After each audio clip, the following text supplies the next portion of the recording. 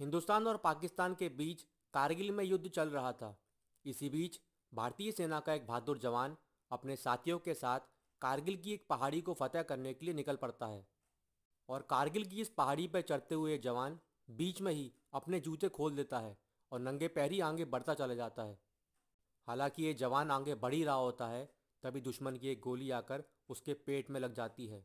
लेकिन यह जवान भी हिम्मत नहीं हारता, उस गोली का जवाब देता है और दुश्मन को ढेर कर देता है।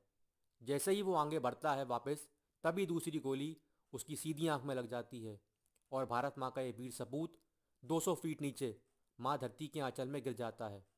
और ये किताब हमें वीर गाथा बताती है भारत माँ के उसी सपूत के बारे में, जिनका नाम है कैप्टन नीके जाकुओ कैंगरू से, जिनका नाता है भारत के राज नागालैंड से।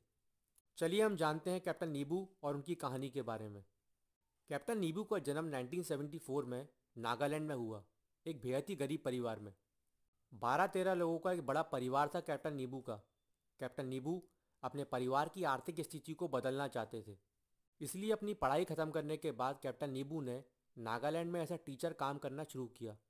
उनका मकसद ये था किसी भी तरीके से वो अपने परिवार को गरीबी से बाहर निकाल सकें, अपने भाई बहनों को एक अच्छा फ्यूचर दे सकें।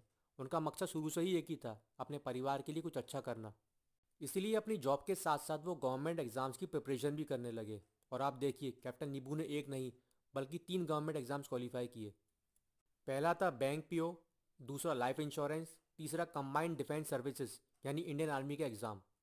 और निम्बू साहब ने डिसाइड किया कि वो इंडियन आर्मी ज्वाइन करेंगे, इसलिए वो आईएमए चले गए, यानी इंडियन मिलिट्री एकेडमी देहरादून, जहाँ उनकी ट्रेनिंग हुई। आईएमए में अपनी ट्रेनिंग खत्म करने के बाद निम्बू साहब की पहली पोस्टिंग हुई मध्य प्रदेश के ऐतिहासिक शहर ग्वालियर में। उसके बाद वो जम्मू कश्मीर चले गए। इसी बीच कारगिल में हिंदुस्तान और पाकिस्तान के बीच युद्ध शुरू हो गया था। 3 मई 1999 को ऑपरेशन विजय की शुरुआत हुई और कैप्टन निम्बू, जो सेकंड राजपूताना राइफल के एक सोल्जर थे, वो कारगिल आ गए और युद्ध भूमि में लड़ते हुए कैप्टन नीके जाकुओ वीर गति को प्राप्त हुए। मात्र 25 साल के थे निम्बू साहब जब उन्होंने भारत माँ की रक्षा के लिए अपने प्राणों को न्यौछावर कर दिया। इसीलिए मरणोपरांत कैप्टन नीके जाकुओ को महावीर चक्र से सम्मानित किया गया, जो इंडिया का सेकंड हाईएस्ट गैलेंट्री अवार्ड है। ये कहानियाँ हमारे रियल लाइफ हीरोज़ के बारे में हैं, जिन्हें हमें जानना चाहिए। इस किताब के साथ साथ मैं आपको एक बुक और रिकमेंड करता हूँ, जिसका नाम है दी ब्रेव, दी परमवीर चक्र स्टोरीज़। आप उसको भी पढ़िएगा। मैं आशा करता हूँ कि वीडियो से आपको कुछ सीखने को मिला होगा।